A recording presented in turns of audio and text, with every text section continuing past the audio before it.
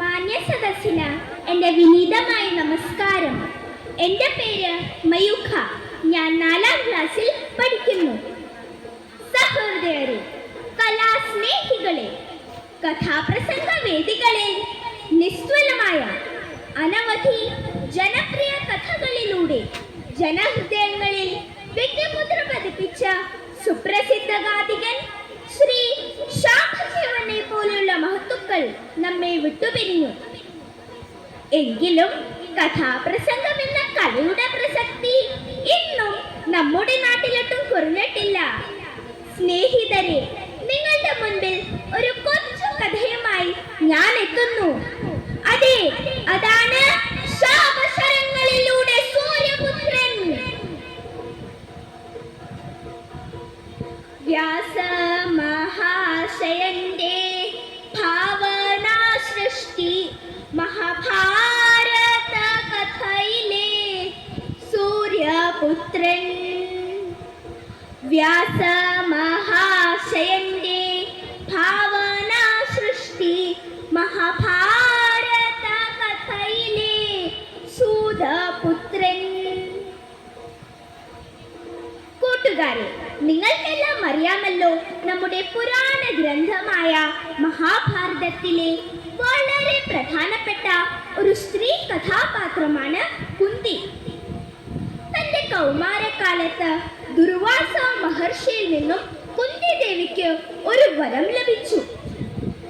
ആ വരം ഉപയോഗിച്ച് ആരെ വേണമെങ്കിലും ദേവിക്ക് തന്റെ മുന്നിൽ എത്തിക്കാൻ സാധിക്കുമായിരുന്നു.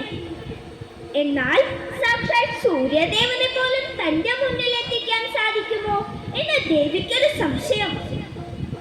പ്രായത്തിന്റെ സഹജമായ ജിജ്ഞാസ മൂലം കുന്തി ദേവി സാക്ഷാൽ സൂര്യദേവനെ മനസ്സിൽ ആരാധിച്ചു. പെട്ടെന്ന് ഒരു പ്രകാശഗോളം ദേവിയുടെ മുൻപിൽ പ്രത്യക്ഷപ്പെട്ടു. ഒരു കന്യകയുടെ മുൻപിൽ അതാ നിൽക്കുന്നു അരുണകിരണങ്ങളുടെ പിന്നിലുള്ള സാക്ഷാൽ സൂര്യദേവൻ. കൂട്ടുകാരെ, അന്ന് കുന്തി ദേവിക്ക് പറ്റിയ ആ ആകാംക്ഷയുടെ ജിജ്ഞാസയുടെ ഫലമായി ഒരു കുഞ്ഞ് പിറവിയെടുത്തു. അതെ, അതാണ് സൂര്യപുത്രൻ കർണൻ. സൂര്യപുത്രൻ ആയതുകൊണ്ട് സൂര്യദേവൻ ജനിക്കുമ്പോൾ തന്നെ ആ ബാലകന് തന്റെ കവചകുണ്ടലങ്ങൾ നൽകിയിരുന്നു. വിവാഹത്തിന് മുൻപേ ഉണ്ടായ പുത്രനായതുകൊണ്ട് മനസ്സില്ലാ മനസ്സോടെ കുന്തി ദേവിക്ക് തന്റെ പൊന്നോമന ബാലകനെ ആറ്റിലൊഴിക്കേണ്ടി വന്നു. ആയുസിന്റെ ബലം കൊണ്ടോ ഈശ്വരന്റെ കാരുണ്യമോ എന്താണെന്നറിയില്ല, ആ കുർന്നു ബാലകൻ കൗരവപക്ഷത്തിലെ കുതിരക്കാരനായിരുന്ന അധിരഥന്റെ കൈകളിൽ എത്തിച്ചേർന്നു. അദ്ദേഹത്തിന്റെ ഭാര്യ രാധ. പുത്ര സൗഭാഗ്യമില്ലാതിരുന്ന അവർ അവനെ പേരിട്ടു കർണൻ. അങ്ങനെ സൂര്യപുത്രനായ കർണൻ സൂതപുത്രനായി, രാധേയനായി. കാലചക്രത്തിന്റെ ഇടപെടലാകാം കൗരവപക്ഷത്തിലെ ദുര്യോധനന്റെ ഉറ്റമിത്രവും ഒപ്പം പാണ്ഡവപ്പടയുടെ ശത്രു. സൂര്യപുത്രനായി ജനിച്ച കർണൻ, കൗന്ദേയനായി ജനിച്ച കർണൻ, പാണ്ഡവരിൽ മൂത്തവനാകേണ്ടിയിരുന്ന കർണൻ, സാക്ഷാൽ പരശുരാമന്റെ ശിഷ്യൻ കർണൻ, സാക്ഷാൽ പരശുരാമന്റെ ശിഷ്യൻ കർണൻ. സൂതപുത്രൻ എന്ന പേരിൽ ജീവിതത്തിലുടനീളം അപമാനവും അവഗണനയും നേരിടേണ്ടി വന്ന മഹാഭാരതത്തിലെ ഒരു ശക്തനായ കഥാപാത്രമാണ് കർണൻ. ആ കർണൻ എങ്ങനെ മഹാഭാരത യുദ്ധത്തിൽ ഒരു പരാജിതനായി മൃത്യുവിന് കീഴടങ്ങി? അയ്യോ, ക്ഷമിക്കണം, പരാജിതനായിട്ടല്ല, ഇന്നും ജനമനസ്സുകളിൽ ഒരു വീരയോദ്ധാവായി അദ്ദേഹം ജീവിക്കുന്നു. എങ്കിലും കുരുക്ഷേത്ര യുദ്ധത്തിലെ അദ്ദേഹത്തിന്റെ ആ ഒരു പരാജയത്തിന്റെ പിന്നിലെ കാരണം എന്താണെന്ന് നിങ്ങൾക്കറിയണ്ടേ? അതിനുവേണ്ടി ഞാൻ നിങ്ങളുടെ ഏവരുടെയും ശ്രദ്ധ ക്ഷണിക്കുകയാണ്. കർണൻ സാക്ഷാൽ അഭിനവന്റെ പുത്രൻ, ഇന്ദ്രപുത്രന്റെ അമ്പാൽ മരണം വരിച്ചു. വരിക കൂട്ടരെ, കേട്ടാലും കൂട്ടരെ, കാരണം എന്തെന്നറിഞ്ഞാലും. കൗരവരുടെയും പാണ്ഡവരുടെയും ഗുരുവായ ദ്രോണാചാര്യർക്ക് കർണനെ തന്റെ ശിഷ്യനാക്കാൻ തീരെ താല്പര്യമുണ്ടായിരുന്നില്ല. കാരണം കർണൻ ഒരു കുതിരക്കാരന്റെ മകനായിരുന്നെന്ന് തന്നെ. മാത്രമല്ല, തന്റെ പ്രിയ ശിഷ്യനും പാണ്ഡുവിന്റെ പുത്രനുമായ അർജുനനായിരിക്കണം പ്രപഞ്ചത്തിലെ തന്നെ ഏറ്റവും വലിയ ധനുർധാരി എന്നു മറ്റുമുള്ള ഒരു ചെറിയ സ്വാർത്ഥത ദ്രോണാചാര്യരുടെ മനസ്സിലുണ്ടായിരുന്നു. തനിക്കേറ്റ അപമാനത്തിനു പകരമായി ആയുർവേദ്യ അഭ്യസിക്കണമെന്ന തീവ്രമായ ആഗ്രഹം കൊണ്ട് കർണൻ സാക്ഷാൽ പരമശിവന്റെ ശിഷ്യനായ പരശുരാമന്റെ അരികെ എത്തിച്ചേർന്നു. പക്ഷെ അവിടെയും കർണന് നിരാശയായിരുന്നു ഫലം. ബ്രാഹ്മണന്മാരെ മാത്രമേ ശിഷ്യരാക്കാറുള്ളൂ എന്ന പരശുരാമന്റെ ദൃഢനിശ്ചയത്തിനു മുൻപിൽ കർണൻ ജീവിതത്തിൽ ആദ്യമായൊരു തെറ്റ് ചെയ്യുകയാണ് കൂട്ടരെ, ആദ്യമായൊരു തെറ്റ് ചെയ്യുകയാണ്. ആ തെറ്റിന്റെ ഫലമായി അതാ നിൽക്കുന്നു പരശുരാമന്റെ മുൻപിൽ ബ്രാഹ്മണ വേഷത്തിൽ നമ്മുടെ കർണൻ. ആളെ തിരിച്ചറിയാതെ പരശുരാമൻ ബ്രാഹ്മണ കുമാരനെ തന്റെ ശിഷ്യനായി സ്വീകരിച്ചു. ദിവസങ്ങൾക്കുള്ളിൽ തന്നെ കർണൻ തന്റെ ഗുരുവിന്റെ പ്രിയ ശിഷ്യനായി മാറി. ഒരിക്കൽ പരശുരാമൻ കർണന്റെ മടിയിൽ തല വെച്ചൊരുങ്ങുകയായിരുന്നു. പെട്ടെന്ന് ഒരു വണ്ട് വന്ന് കർണന്റെ തുടയിൽ ആഴത്തിൽ കുത്തി ചോര കുടിക്കാൻ തുടങ്ങി. വേദനയിൽ പുലഞ്ഞ കർണൻ തന്റെ ഗുരുവിന്റെ നിദ്രയ്ക്ക് ഭംഗം വരുമോർത്ത് ആ വേദന കടിച്ചമർത്തി.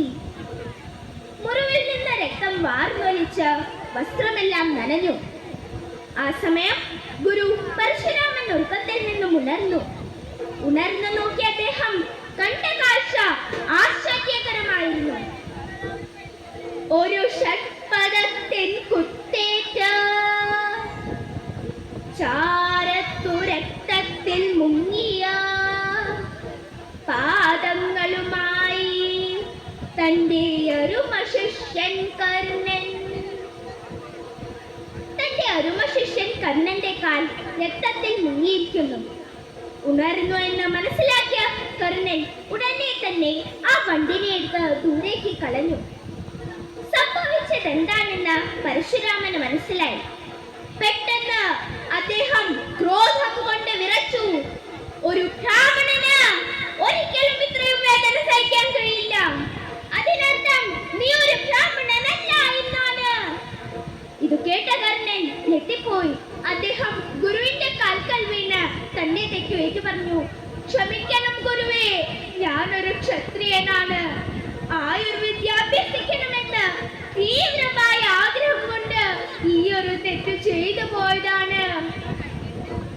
പരശുരാമൻ കോപം കൊണ്ട് വിറച്ചു.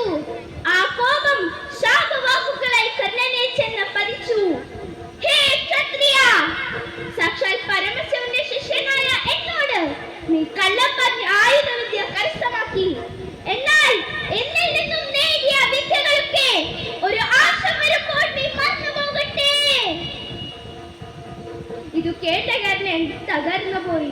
അദ്ദേഹം ഗുരുവിന്റെ പാദങ്ങളിൽ വീണ് ക്ഷമയാചിച്ചു. പക്ഷെ പരശുരാമന്റെ മനസ്സ് ചഞ്ചലപ്പെട്ടില്ല. ക്ഷമ കൊണ്ട് കേഴുന്ന ശിഷ്യനും ക്രോധാഗ്നിയിലെരിയുന്ന ഗുരുവും ഗുരുശാപത്തെ വില്ലാനാറുണ്ട്. ഈ ഭൂമിയിൽ ഗുരുശാപത്തെ വില്ലാനാറുണ്ട്.